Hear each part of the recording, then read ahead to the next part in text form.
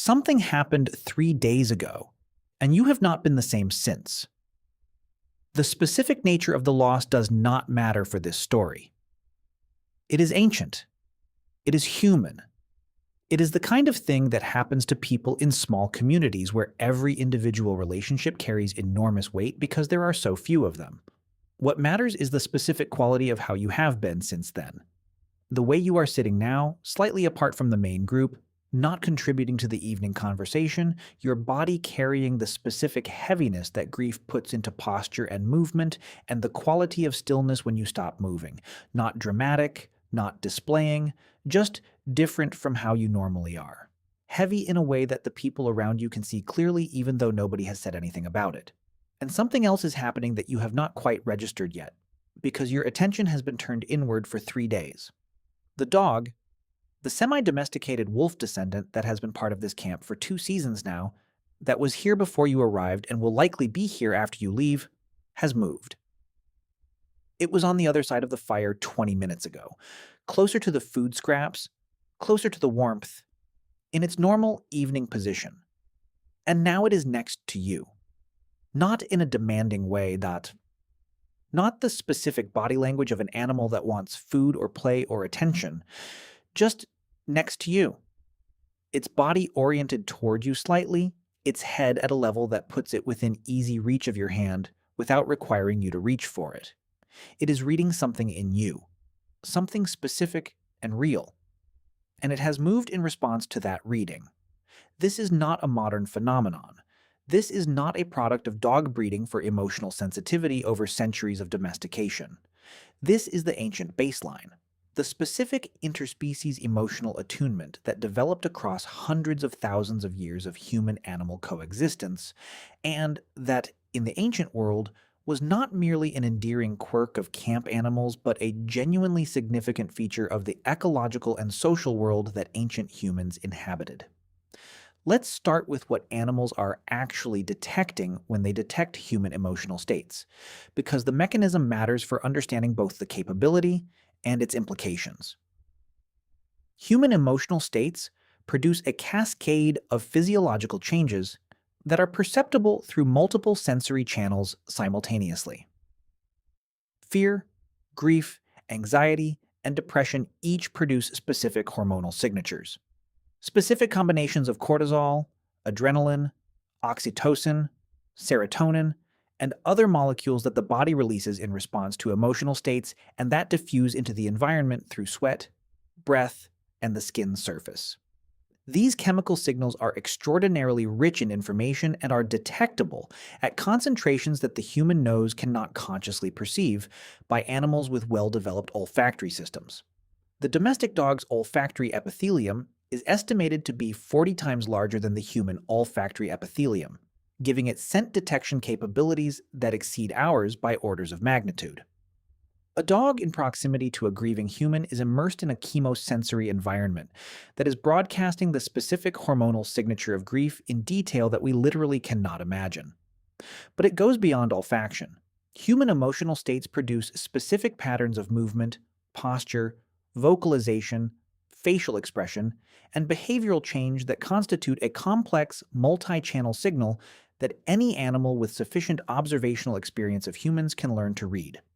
The specific posture of grief, the body folding slightly inward, the reduction in movement efficiency, the specific quality of stillness is visually distinct from the posture of alertness, of relaxation, of predatory focus. An animal that has spent extensive time observing specific humans and building detailed behavioral models of those individuals is detecting these visual signals alongside the chemical ones.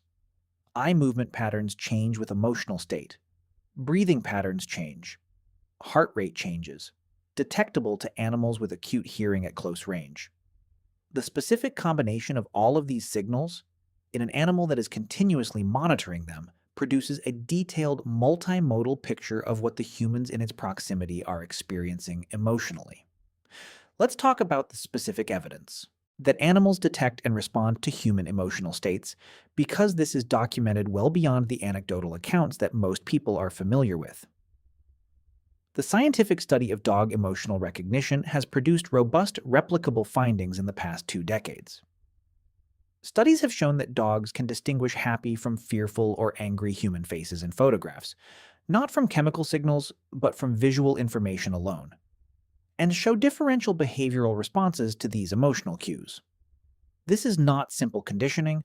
The dogs in these studies had not been specifically trained on the faces used as stimuli. More relevant for our purposes, studies using controlled chemical stimuli, human sweat samples collected during states of fear and happiness, have shown that dogs exposed to fear-associated sweat samples show elevated stress markers themselves, elevated cortisol, increased vigilance behaviors, while dogs exposed to happiness-associated samples show more relaxed prosocial behavioral profiles. The chemical signal of human emotional states is being detected and producing appropriate behavioral responses in dogs with no visual or contextual information available. Dogs also show a phenomenon called emotional contagion, the specific tendency to mirror the emotional states of the humans they are bonded with. Emotionally bonded dogs with humans in distress show elevated cortisol levels, behavioral changes consistent with stress, and the specific seeking of proximity to the distressed human that the scenario at the beginning of this video depicted. This is not learned behavior in a specific sense. It is an automatic neurological response to the specific chemical and behavioral signals of a bonded individual in distress. The specific neural mechanism underlying this emotional contagion involves the same mirror neuron systems implicated in human empathy. The specific class of neurons that activate both when performing an action and when observing the same action in another individual. The emotional resonance that dogs show with human emotional states appears to involve similar neural machinery to the emotional resonance that humans show with each other. The empathy is not metaphorical. It has a neurological basis that is genuinely comparable to the mechanisms of human empathy. Let's go further, because dogs are not the only animals with documented human emotional state detection capability, and the broader picture is even more interesting. Horses show differential behavioral responses to photographs of human faces with different emotional expressions, orienting differently to images of angry versus happy faces in ways consistent with emotional recognition, rather than simple contrast detection. In situations involving human handlers in different emotional states, horses show behavioral and physiological stress responses that correlate with handler emotional state, including elevated heart rate and behavioral vigilance when handlers are anxious and reduced stress indicators when handlers are calm. Elephants show evidence of emotional attunement to human distress in contexts involving their handlers. Captive elephants whose handlers are in distress show specific comfort-seeking behaviors, gentle touching, close proximity, specific vocalizations that parallel the behaviors they show toward distressed members of their own species. These behaviors are not trained. They are spontaneous responses to detected distress signals. Rats, not typically thought of as emotionally sophisticated, show a well-documented behavior called prosocial helping. Free rats will release trapped rats from confinement, even when the release requires effort and provides no reward to the free rat, specifically when the trapped rat shows distress signals. The detection of distress in another individual of the same species produces a motivated helping response in rats that has no obvious explanation in simple conditioning terms.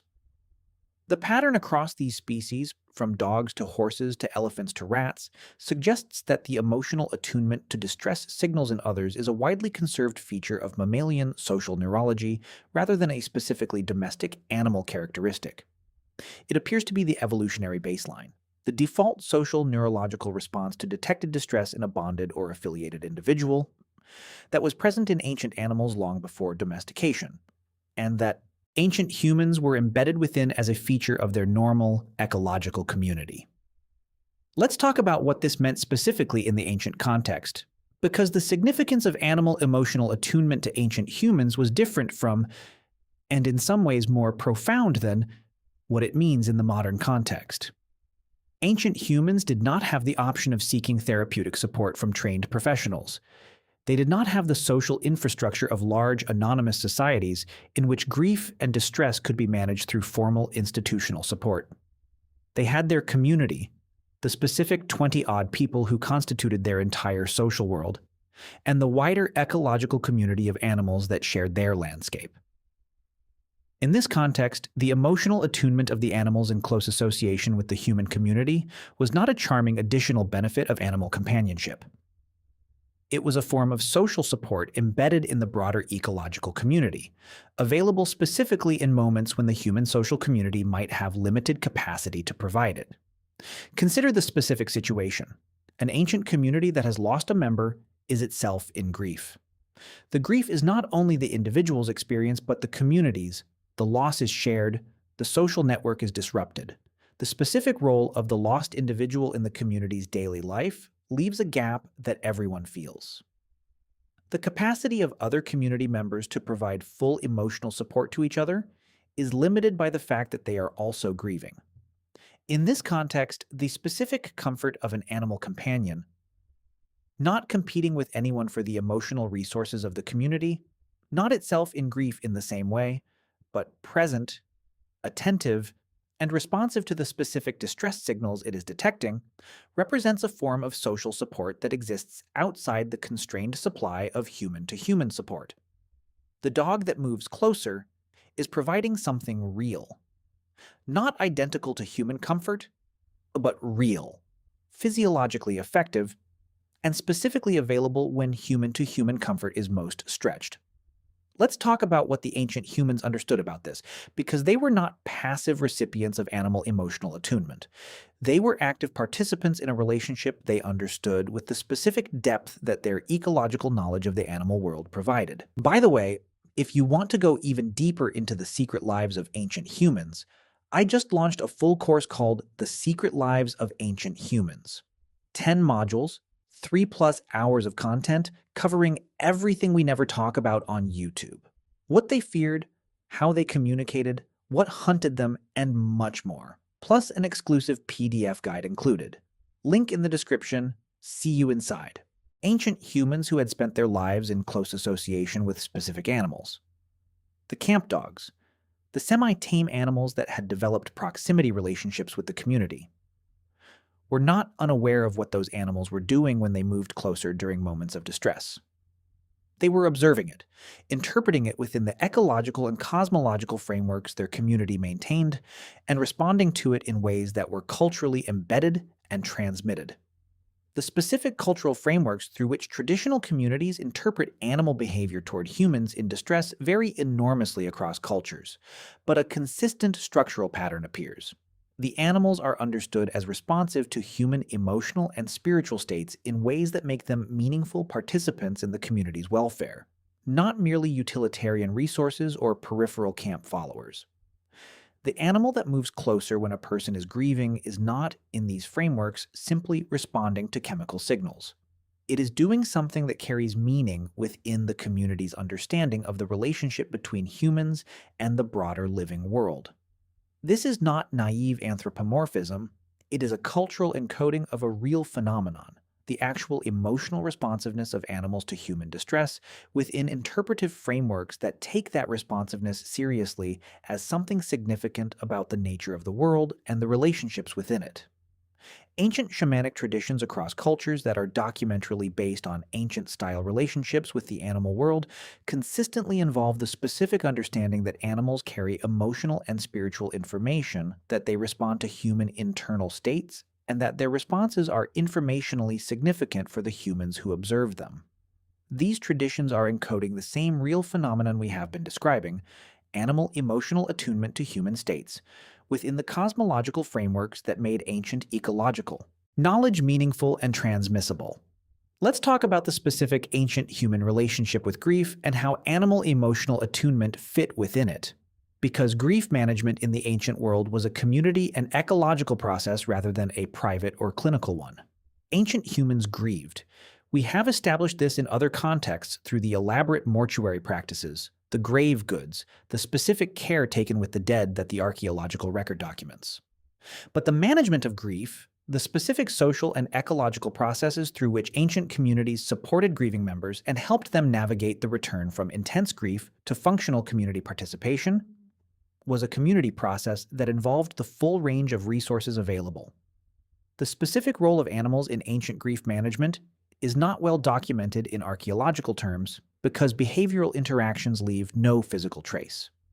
But the comparative anthropological evidence from traditional communities that maintain ancient-style relationships with animals suggests that animal emotional attunement was understood and utilized as a genuine resource in grief management.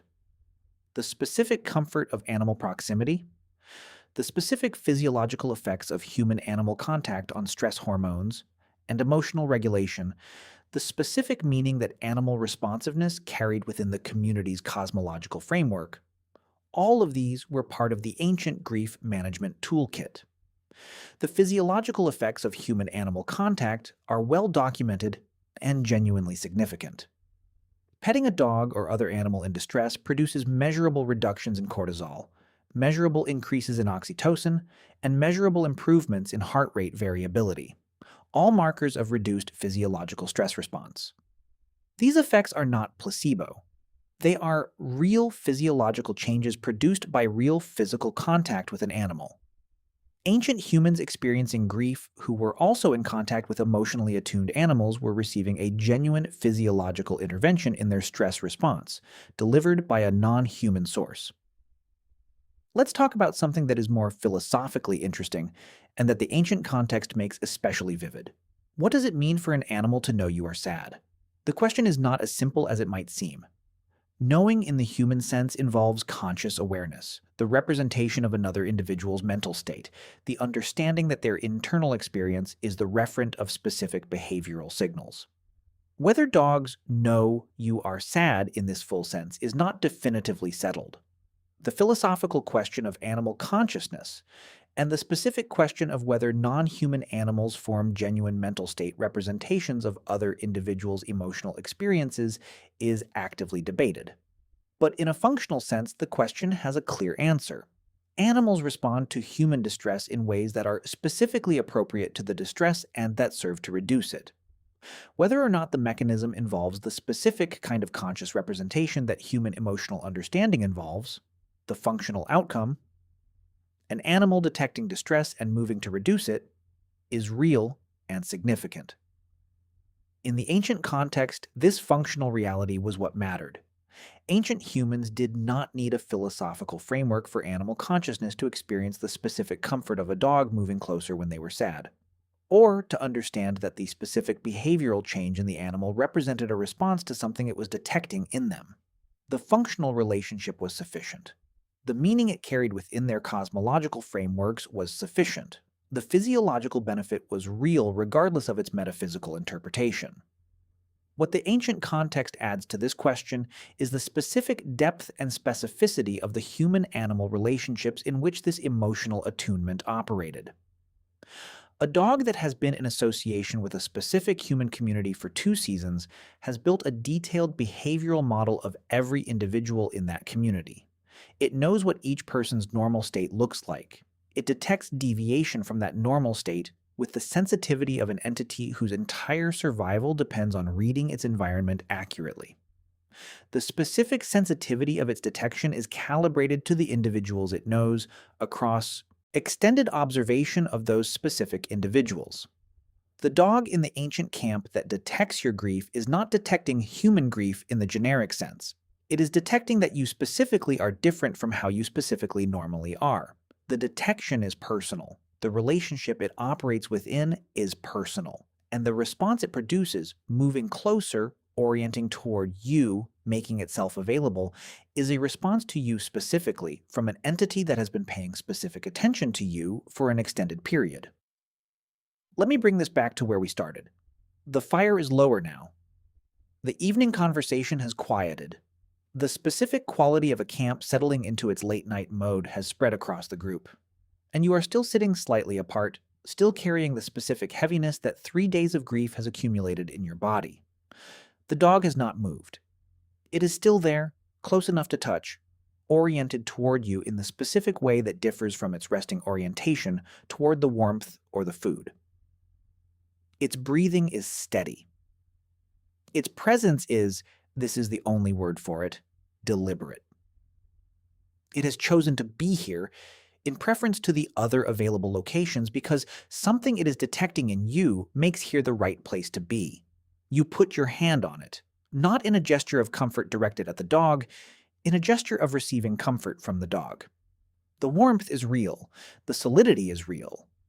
The specific physiological response, the cortisol drop, the oxytocin rise, the slight slowing of your own breathing in response to the regularity of its breathing, is real. It knows something is wrong with you. Not in the language of knowing that humans use, in the language of nervous systems that evolved across millions of years to be sensitive to exactly this kind of signal from exactly this kind of bonded individual. In the language of chemical detection and behavioral response and the specific proximity of one warm body to another in the dark. It knows, and it came. Ancient humans had this, not as a novelty, not as a pleasant side effect of animal association, but as a genuine and regularly available feature of their ecological community. The animals that shared their landscape and their camps were, among many other things, emotionally present in the lives of the humans they were associated with. They detected distress. They responded to it. They provided comfort in the specific ways their nervous systems were equipped to provide comfort. The ancient human sitting at the edge of the fire with a dog pressed against their leg was not alone in any complete sense. They were embedded in a web of relationships that extended beyond the human community. A web that was responding to them, attending to them, in its own way, caring for them. That is one of the most remarkable things about ancient human life. And it is one of the things we have lost most completely in the specific quality of the modern world, where the animals closest to us are pets rather than partners, and where the broader ecological community of the ancient world has been replaced by a human-built environment that does not, in any meaningful sense, watch us or respond to us, or know when we are sad. The ancient world knew, imperfectly in its own biological language, without the words we would use to describe what it knew. But it knew.